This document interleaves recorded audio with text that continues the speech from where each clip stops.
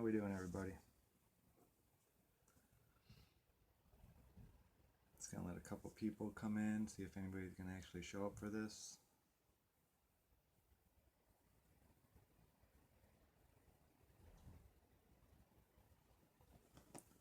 How y'all doing this evening? I'm hoping this works.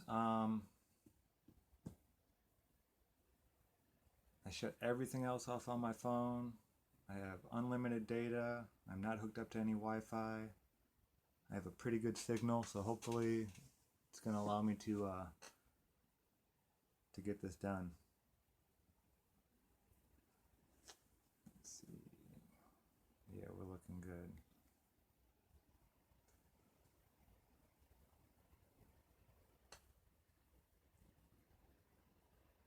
All right, thanks, guys. Thanks, Richard.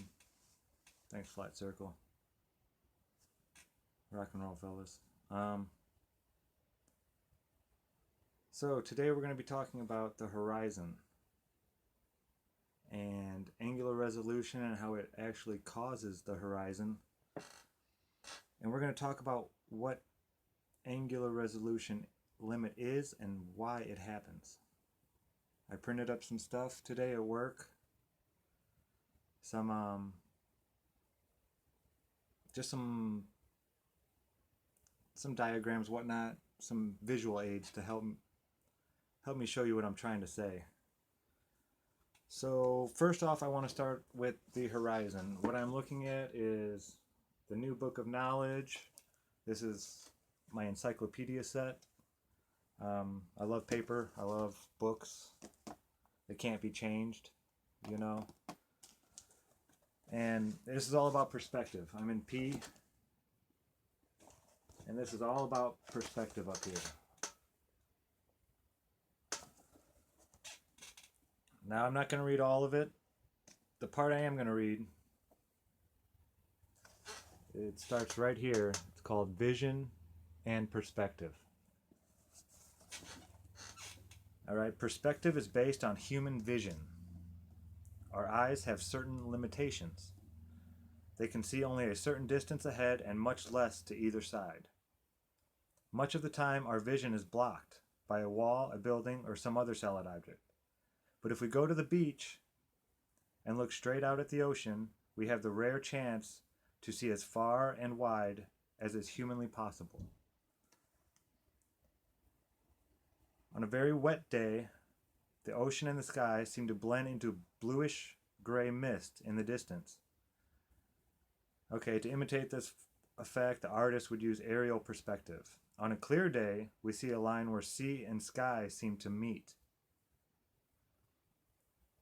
This line, called the horizon, is the point where our vision ends. If we were watching two parallel rows of battleships sailing over the horizon, we would notice that the rows seem to sail closer to each other in the distance. Imitating this illusion in a picture requires the use of linear perspective. Now here's the part I really wanted to show everybody. I'm going to try and get it so you can read it too. Right, let's see. Right above my fingers here.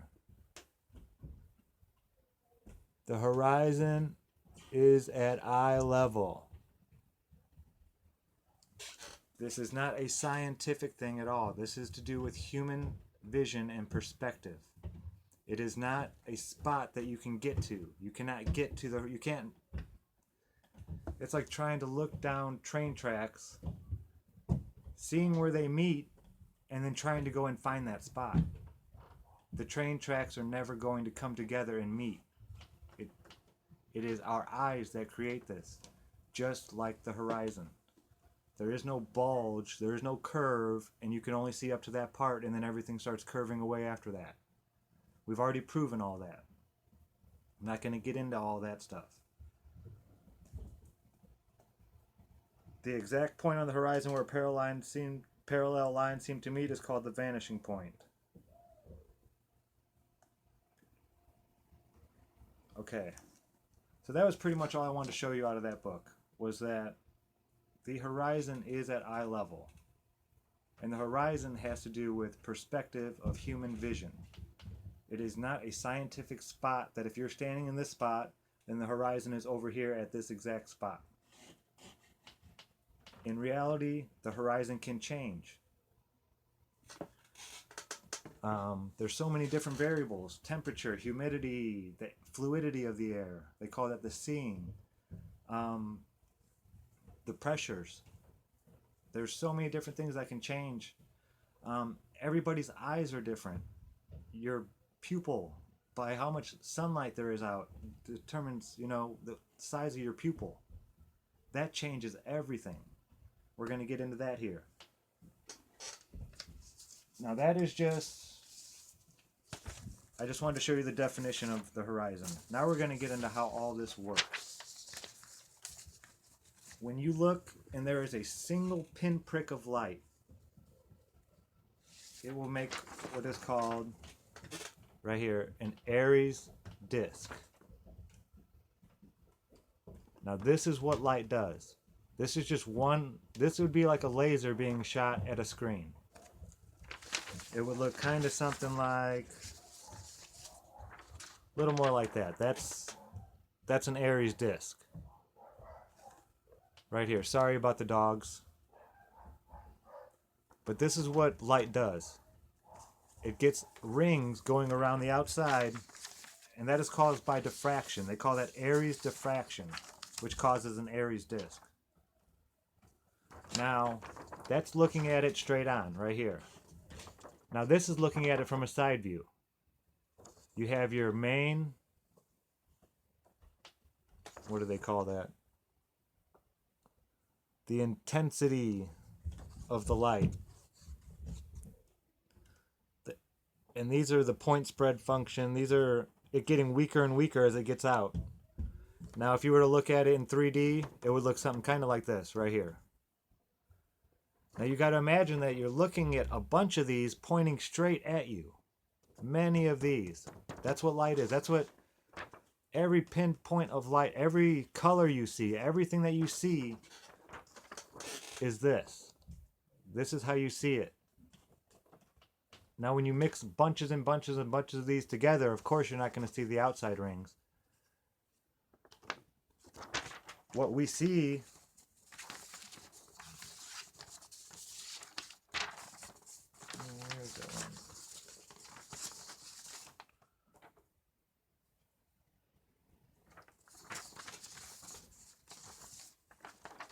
I thought I had printed out the other one.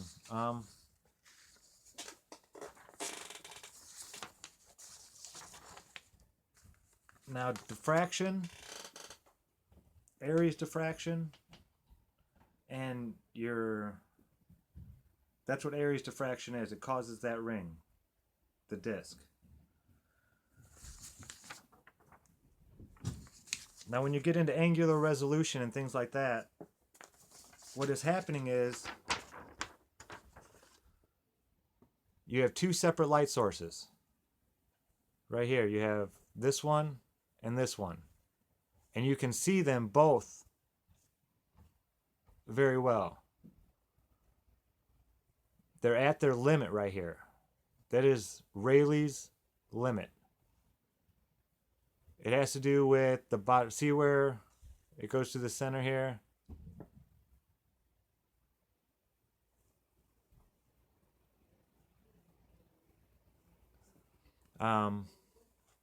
Sorry about that. And you can see up here that they are both distinct. You can see it go up and come down and up and down. So you can make out both of these very well. Both the points of light. Now once you get to, it'll be easier to show you on this one again. Now once you get down to the bottom of this first dip at the edge of the large one, we'll call that the middle finger right here, okay? Once you get to the edge of the middle finger and it hits the bottom, that is Rayleigh's limit right there. That is where you can just make out both of them without any interruptions. You see both okay. And then you come over here and you see how the light has gotten closer. And what happens is you can no longer make out both individual ones, and they kind of start melding together a little bit. You can see that in the picture. How the center here is no longer distinct like here, two perfect circles. The two perfect circles are starting to almost be pushed together.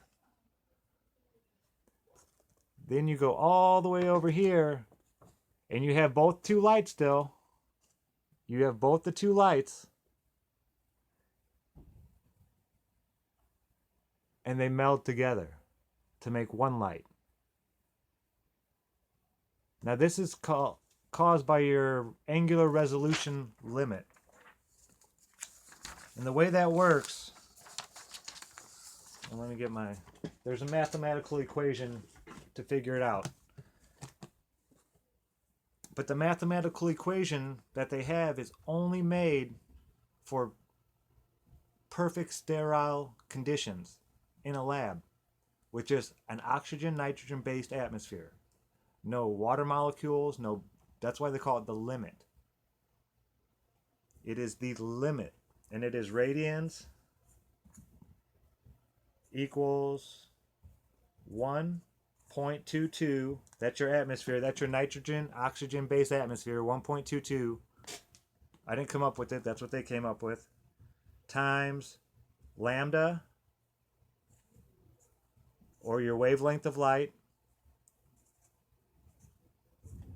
over diameter. And that is of your aperture.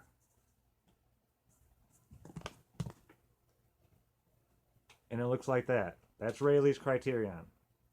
Sorry about my lambda, it's a little off there. But that's your wavelength of light, which changes with colors. It depends on what color you're looking at. That isn't going to affect things all that much. A little bit.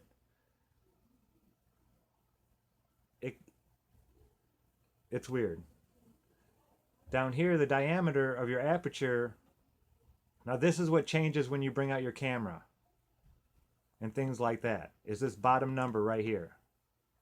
And to find this bottom number is real easy. Like you're looking at your camera, you have the f-stops on your aperture setting. When you're zooming in, you'll see the f-stop at the bottom getting bigger as you zoom in. Well, what that is it's the width of your lens, and then it is divided by your f-stop. So when your f-stop is at 0.07 or whatever, it's open as much as possible, because you're dividing your big number, or your lens number, divided by 0.0 something. Now as you get up higher and higher, like the P900 goes up to 8, I believe. Only 8, because the sensor is so small. So you would take the width of the lens, I forget what it is, 200 something millimeters, I think, and you would divide that by your f-stop, and it would come up with your diameter of the aperture. Now, this is for circular apertures. This is your eyeball, this is a telescope, this is your cameras. And that number can change. This is the limit. This is the most minimal amount. Now it gets bigger when you bring in different atmospheres. You have the movement of the atmosphere can make it bigger. Temperature changes, humidity, precipitation, and dirt, dust, debris, all that kind of stuff will make this right here. It actually makes this smaller. Your diameter, it's pretty much saying that with all that stuff in there, it's kind of like shrinking how much view you have of it, which is going to make your overall number bigger, because this is the number you're dividing it by. So when people say, oh, when you zoom in, your angular resolution limit gets better. No, that is a troll saying something, and they're not doing their homework, or they're deceiving you and just lying to you if they do actually know the truth. Because that is totally backwards from how it really works. So that's how you come up with your angular resolution limit. Now, and here's another way that it works. There's your eyeball. It is always at the center of your lens, right where the light starts coming through. That it will be the center of your angular resolution limit. and it will always be equal up as it is down. There's another one, just to show how they broke it up there. And this gets into rods and cones and all kinds of neat stuff like that. So what's happening when you're looking out at the water, or when you're looking out at the water, you see things in dots, right? How we were saying, you can see each individual dot until they get so far away that these dots are going to start blending together. Well, it doesn't only do it like this. If the train tracks were like this, running parallel, they would also come together like this at you or away from you. So it would more look like this. They'd be coming and they would stop like that. So the angular resolution limit is just the angle. It is not any certain distance. That's what I think so many people have trouble with, is that this isn't a distance. In between here, I mean, it is a distance, but the further out you get, that angle is going to stay the same, but the distance is going to get bigger and bigger and bigger and bigger. Now we're going to get into the human eyeball a little bit here. When you are looking inside at 21 feet away with regular lighting, you can see at with 20/20 vision, a 5 millimeter aperture, your pupil, when it's at 5 millimeters, you will be able to distinguish about 2 millimeters apart at 21 feet away. That is 0.02 degrees. That is the average angular resolution limit of the human eye. Now, when you are focusing in on something at the beach, real far away, 3 miles away, you are no longer just standing there with your eyes just looking at something. You kind of do one of these. You know, you'll squint. You close your eyes. Your pupils will actually get smaller. What they are doing is they are focusing in on one object and trying to block out all of the other light. They don't want any light to distract what they're trying to focus on. So what this is doing is making your aperture smaller, which makes your diffraction, your angular resolution limit, even higher. Okay, so the average angular resolution limit at 3 miles, when you're at the beach on a clear day, it's actually about 0.038 at a 2.5 millimeter aperture iris pupil, but I went to 0.035 with my calculations I like to always undershoot a little bit. So what I got at 3 miles, just at 3 miles, where they say the horizon comes up and meets your eye level if you're 6 feet tall or whatever, 5.5 feet off the water, 9.68 feet of angular resolution limit. That's just at 3 miles. So at 3 miles away, if you are 5 feet up off the water, for almost 4.3 feet down, you're not going to be able to make out anything. And for 4.3 feet up off of that, from your eye, you will not be able to make out anything in between that. And that is at sterile, perfect conditions. And you're not going to get that at any lake. A nitrogen, oxygen-based atmosphere, just like that. It's not going to happen. There's going to be water molecules in the air. There's going to be dust particles. So this is actually going to be bigger than 9 feet. We'll say 10 feet. So the bottom 10 feet from the water up, actually, yeah, we'll just say that. From the water up, 10 feet, you're not going to see anything. That's why the bottom of the ships disappear. At that 10 feet away, or 3 miles away, you're looking at about 10 feet of the bottom of anything just gone. You're not going to see it. That is on a perfectly clear day. Perfect. Okay, so when they tell you start to see a boat going over the curve at 3 miles, they haven't even calculated in angular resolution yet. They shouldn't be able to see 10 feet of the boat already before the thing starts going over their imaginary curve. You go to 5 miles, it's 16 feet. 10 miles, 30. Isn't this amazing? 35.6 feet at 10 miles. Now, how close is that to the Earth curvature calculator? I didn't do all of them to see how close it was to the Earth curve calculator, but I know 35 feet is right on. From 5 feet off the water at 10 miles, you're going to get about 35 feet of missing curve. Now, 20 miles, 64 and a half feet. And then you go all the way up to 40 miles, 130 feet. Now you got to remember, this is the minimum, the limit. It only goes up from here. This is all based on the lens and how the lens works, how your eye works with the circular aperture. So I mean, this is real science. This isn't hocus pocus going over a curve science like Bill Nye is going to show you. This cannot be avoided. Angular resolution limit, it is a fundamental limitation of the physics of any lens. It cannot be, you can't go around it. I'm hoping this is going to help some people. Does that make sense though, guys? When you see the one light, we'll look at it like this, okay? You have these things right here that are going away from you. Say this is a boat, all right? These two dots are a boat. And as they go away from you, the top and the bottom of the boat kind of are getting almost pushed together, like blurring. The lines are blurring.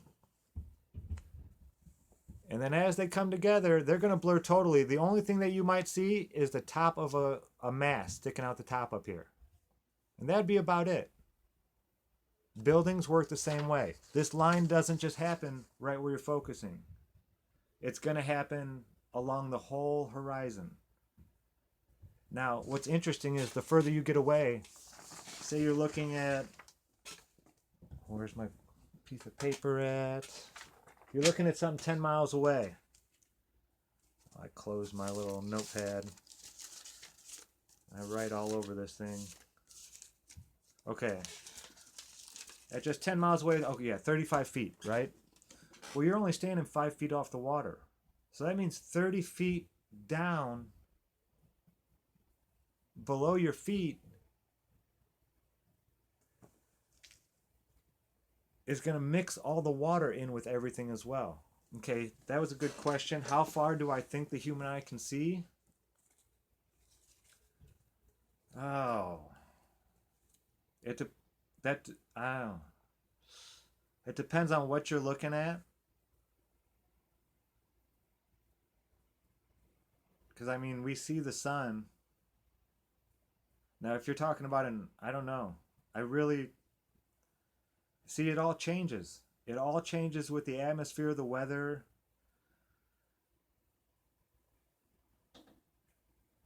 The human eye is... And everybody's is different. That's the thing. Our lenses, our corneas. Oh yeah, easy, Stan. Easy. 30 kilometers, no problem. I'm thinking more like 50, 60 from the ground. You could probably see something 60 miles away if it was tall enough. And I'm not sure about the width. I'm not really 100% sure on it. 30 kilometers, no problem though. I've seen things at, well, 38.8 miles. I saw the skyline of Chicago, easy. And I've seen pictures from much further. It also depends on the lighting. If there's something behind it, like the sun is behind something. We've seen mountains, I believe, 240 miles away, I think is the record. Don't quote me on that. 240 plus, we'll say. with the sun setting behind a mountain. So there's so many different variables that can determine how far you can see, and how high, I think, also determines how far you can see something. Either how high you are or how high it is. You have to get beyond the angular resolution limit.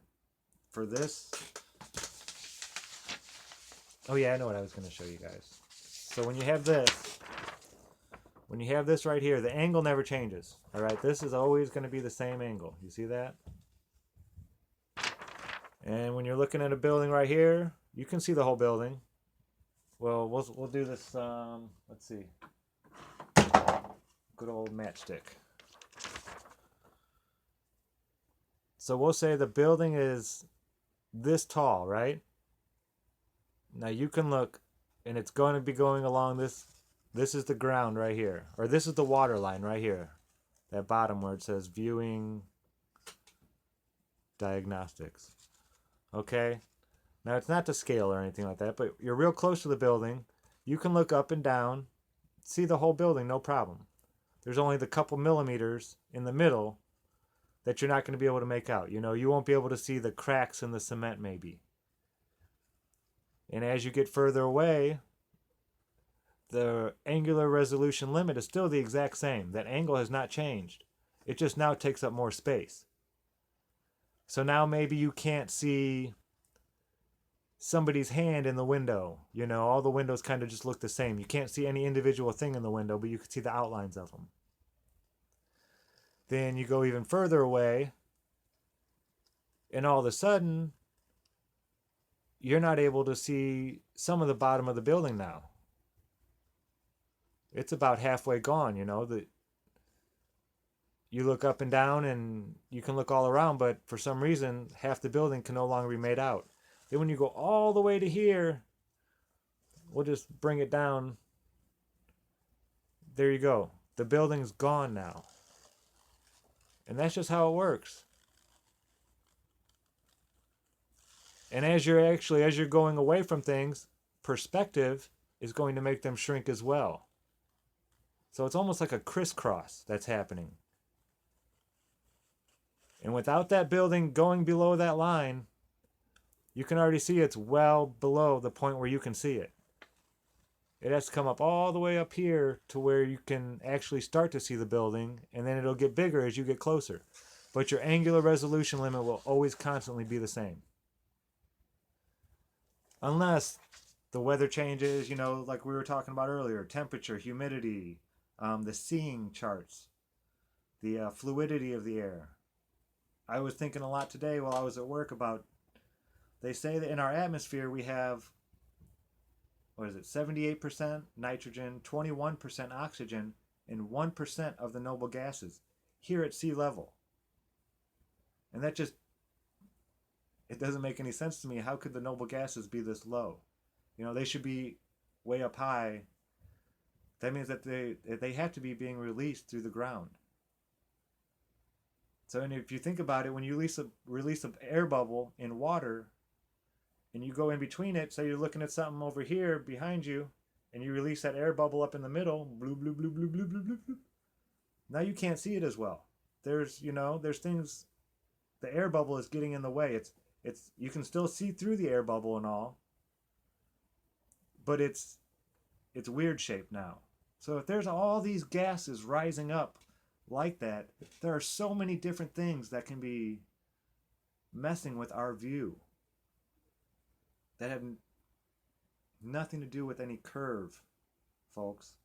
I mean, we've already disproven the curve. That wasn't the point of any of this. I'm just trying to show you why it happens. That angular resolution limit, Airy's diffraction. When you have 2 points of light, eventually you get so far away, they get so close together that they just blur. Now, if you think about this, that horizon line is your angular resolution limit. It's, that's why they say the horizon is at your eye level. Because right there at the halfway point, whatever's up is going to come and meet whatever is down.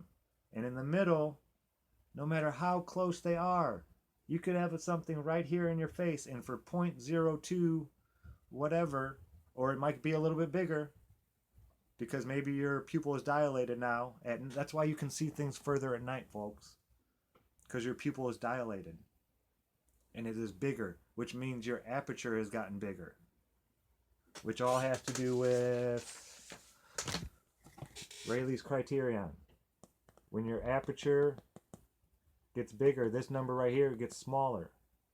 When the number is smaller that you're dividing by, your overall number is going to get bigger. So don't listen to the trolls when they tell you when you zoom in, your angular resolution limit gets better. That is ass backwards. Not how it works. So folks, that was it. I'm trying to make it short and sweet. I hope that helps some of you guys. Thank you. Thank you very much. I appreciate that. Are there any questions that you think I may be able to answer? Or anything that you guys don't understand about this that I maybe didn't cover? Thanks, Chris. I appreciate it, man. But yeah, this is why boats disappear from the bottom up. This is why the sun sets. This is why buildings disappear from the bottom up. It's just how it works. It's just how it... And you saw at 3 miles, 10 feet. At just 3 miles, 10 feet. You're not going to be able to resolve. So it's that simple. It really is. Once you get into the nitty gritty and go looking into it, it makes sense. No, I haven't been keeping up on the moon tracking or anything. I was doing this. I'm still working on the sun. Thank you. Thank you very much. But yeah, I'm still kind of... There's still some things about the sun we're working on with some people. The moon, I tried starting at the beginning and trying to do both of them, and it doesn't work. Trying to... Yeah, you're absolutely right. Yeah, the whole fact that they don't teach us any of this in school. I mean, you have to go to... I learned a lot of this from the MIT professor, Dr. Lewin. I was watching... And then a lot of it, I was stupid. I don't know why I don't research on YouTube more. I try to... When I learn this stuff, though, I try to go to actual academic books, which I know is stupid. I know. No, zooming in, yes, zooming in will bring an object back. I didn't say that. What I said is your angular resolution limit will get worse when you zoom in. No, zooming in, I'm not saying anything about zooming in doesn't bring objects back. I'm saying there's more going to be missing along your horizon line the more you zoom in. Your aperture is going to get smaller, therefore your angular resolution limit is going to get larger. It's just the mathematical way of them explaining how it works. Whenever your pupil gets a little bit smaller, things along that line tend to get a little bit more blurred. You can see further, but along that line, things are going to get a little bit, it's going to blur it a little bit more. A little bit more of the angle will, I forget what the angle was for 3 miles at 0.02. Oh, I have it written down somewhere, folks, but I'm not going to dig it up right now. But this math, it's not hard to do. Once you find out the angles, that's real easy. Then you just punch it into angle calculator and voila. That's how I had forgotten to do it, and I did it in about 5 minutes before I started the presentation. So, yeah, folks, I appreciate you all for showing up. That's awesome. Rock and roll. I'm glad there's so many people interested in this topic. But yeah, remember, 3 miles, 10 feet. And now this is sterile lab conditions. This is, nitrogen, oxygen based atmosphere. No water floating around, molecules, no dust particles, no pollution, none of that stuff. All of that would make it larger. This is just the limit.